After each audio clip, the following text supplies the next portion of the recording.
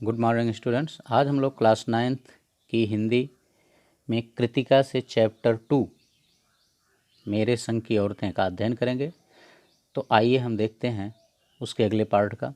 माँ जी की मन्नत का असर रहा होगा कि मैं नहीं जानती मेरी चारों बहनें भी लड़की होने के नाते किसी हीन भावना का शिकार नहीं हुई। लेखिका कहती है चाहे ये मेरी माँ की मन्नत का असर रहा हो कि उन्होंने जो ईश्वर से लड़कियाँ ही मांगी थी, अथवा जो कुछ भी रहा हो, लेकिन हम चारों पांचों बहनों में कभी भी हीन भावना लड़की होने के नाते नहीं आई।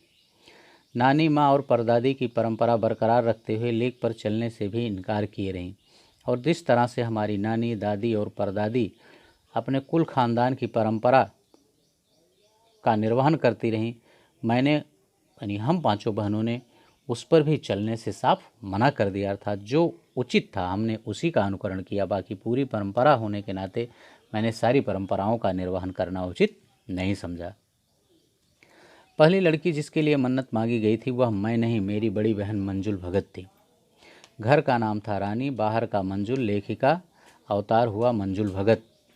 लेखिका कह रही है कि जिसके लिए माँ ने मन्नत मांगी थी ईश्वर से लड़की हो, वो मेरी बड़ी बहन थी, मैं नहीं थी। उसका नाम था मंजुल भगत।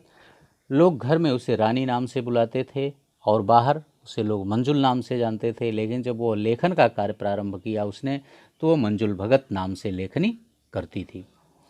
क्योंकि लिखना शादी के बाद शुरू किया और अपना नाम बदलकर पति का ग्रहण करने में कोई हीन भावना आड़े नहीं आई। लेखिका कहती है चूँकि उसने, मेरी बड़ी बहन मंजुल ने, शादी के बाद लेखन का कार्य प्रारंभ किया था, इसीलिए उसने अपने पति के गोत्र को अपने नाम के साथ जोड़ लिया। इसीलिए उसका नाम अब बदलकर मृदुला मंजुल भगत हो गया। ठीक है ना। और इस बात में, अपना नाम चेंज करने में उसे कोई आपत्ति नहीं थी। दूसरे नंबर पर मैं थी। घर का नाम उमा, बाहर का मृदुला। लेखिका कहती है और दूसरी बहन मैं थी। मेरा घर का नाम जो था वह उमा था और बाहर भी लोग मुझे मृदुला नाम से जानते थे। और मैंने भी शादी के बाद लेखन का कार्य प्रारंभ किया, इसलिए मेरा भी नाम लेखन की दृष्टि से मृदुला गर्ग रहा। मुझे याद है जब हमने लिखना शुरू किया उससे कुछ पहले नारीवाद का चलन हुआ था। लेखिका कह रही है कि यह बात मुझे अच्छी तरह से याद है कि जब मैंने लेखन का कार्य प्रारंभ किया तो उस समय नारीवाद की प्रथा चली थी और उसमें शादी के बाद नाम ना बदलने का रिवाज उसी नारीवाद के समय चलाया गया था। और लोग मन्नू भंडारी का उदाहरण दे करके हमसे भी पूछते थे कि आप लोग इतनी पोगापंथी या घर गुस्सू क्यों हैं, आपने अपना नाम क्यों बदला। लेकिन हमारे पास इसका कोई उचित जवाब उस समय भी नहीं था और आज भी नहीं है। लेकिन नाम बदलने के कारण हमें अपने व्यक्तित्व का कोई नुकसान होते नहीं दिखा, इसलिए मैंने कभी यह नहीं पूछा कि मैंने ऐसा क्यों किया, या ना कभी इस तरफ मैंने विचार किया। पूछने को तो लोग पिताजी से भी यह पूछते थे कि आपकी 5 बेटियां हैं, फिर भी आपका क्या मन नहीं भरा है जो आपने हर बेटियों के 2-2 नाम रखे हैं। मुझसे छोटी बहन का घर का नाम गौरी और बाहर का चित्रा है। लेखिका करें मेरी भी जो मुझसे छोटी बहन है उसे लोग घर में गौरी और बाहर चित्रा नाम से जानते हैं। लेकिन वह लेखन का कार्य नहीं करती, क्योंकि वह यह मानती है कि अगर सब लोग लिखेंगे तो पढ़ेगा कौन, किसी को पढ़ने वाला भी तो होना चाहिए। खैर, उसके बाद जब चौथी 5वीं बेटियां पैदा हुईं तो पिताजी ने इतनी बात जमाने को की सुनी कि उनका एक एक नाम ही रखा। और शायद जब मेरी और छोटी बहनें हुईं, चौथी और 5वीं बहनें हुईं, तो लेखिका कह रही है कि मेरे पिताजी को ये बातें याद थी कि आप हर बेटियों का 2-2 नाम क्यों रखे हैं। इसीलिए उन्होंने बाकी लोगों का नाम एक एक नाम ही रखा, जिसमें चौथी का नाम रेणु और 5वीं का अचला था। 5 बहनों के बाद एक भाई हुआ जिसका नाम राजीव रखा गया। लेकिन मजे की बात यह रही कि बीच की 2 बहनें ही लेखन से बची रहीं। अचला और राजीव फिर उसमें जा फंसे। लेखिका कहती है लेकिन हमारी बीच की 2 बहनें ही लेखन कार्य से वंचित रह गईं। लेकिन अचला और राजीव ने फिर पुनः लेखन का कार्य प्रारंभ कर दिया था। अचला मुझसे 8 साल छोटी है और वक्त के बदलाव की लाज रखते हुए अंग्रेजी में लिखती है। लेखिका कह रही है कि समय बदल चुका है और मेरी छोटी बहन अचला जो है वो सबसे छोटी है, इसीलिए उसने समय के बदलते हुए हिसाब को देखते हुए, रिवाज को देखते हुए उसने इंग्लिश में लेखन कार्य प्रारंभ रखा, जबकि मेरे छोटे भाई राजीव ने हिंदी में ही लेखन का कार्य प्रारंभ किया था। हम 4 लिखते हैं और तमाम खानदान हमें पढ़ता है। लेखक कहे कि केवल हम लिखने वाले 4 हैं, लेकिन तमाम इस संसार के परिवार के लोग, खानदान लोग हमें, हमारी रचनाओं को पढ़ते हैं। मेरे ससुराल में मुझे कोई नहीं पढ़ता।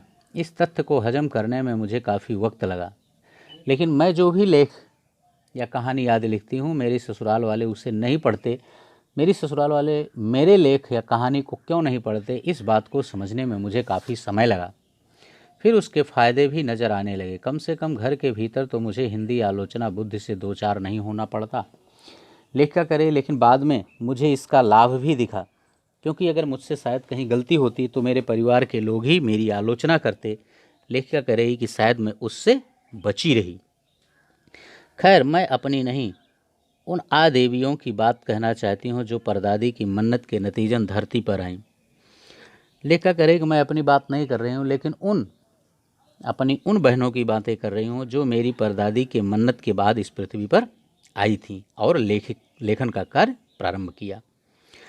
जो बनी उन्हें सांस लेने की ज़रूरत कुछ ज़्यादा हो, समझ में आता है।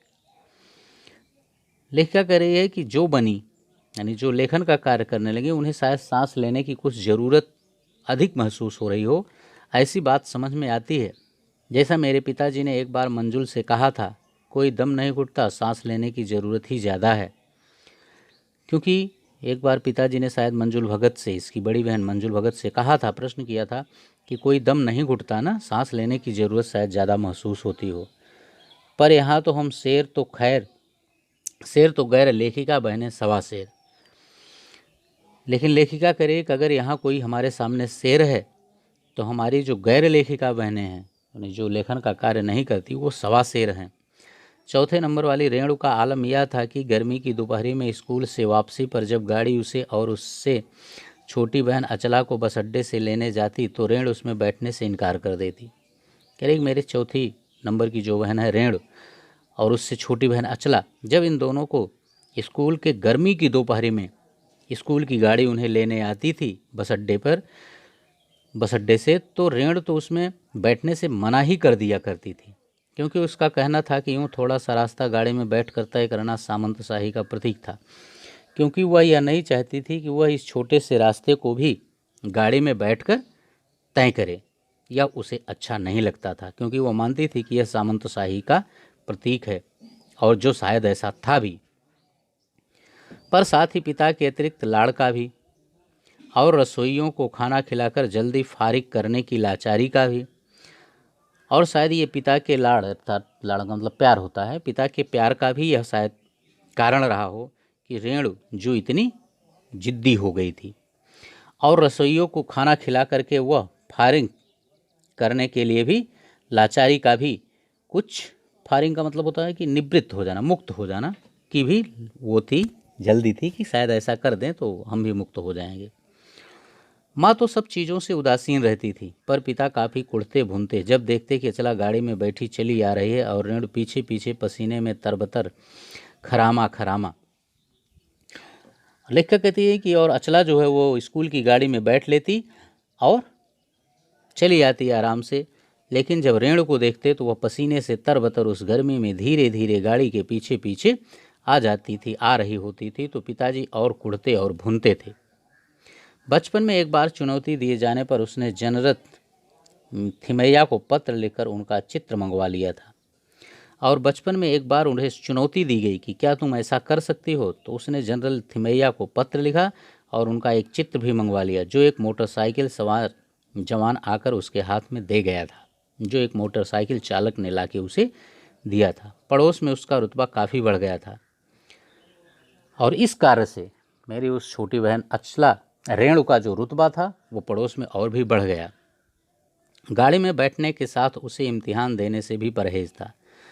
ना तो उसे गाड़ी में बैठना अच्छा लगता था और ना उसे इम्तिहान देना अच्छा लगता था। स्कूल तो जैसे तैसे पास कर लिया, पर जब बीए का इम्तिहान देने की बारी आती है तो वह अड़ जाती है, जिद करने लगती है, पहले मुझे समझाओ कि बीए करना क्यों ज़रूरी है, तब मैं इम्तिहान दूंगी। और वह लोगों से कहती है कि पहले मुझे यह बताइए कि मेरे लिए बीए करना ज़रूरी क्यों है, उसके बाद ही मैं परीक्षा दूंगी। अगर मुझे यकीन आ गया कि हाँ कोई फ़ायदा है तभी परीक्षा दूंगी, अन्यथा नहीं दूंगी।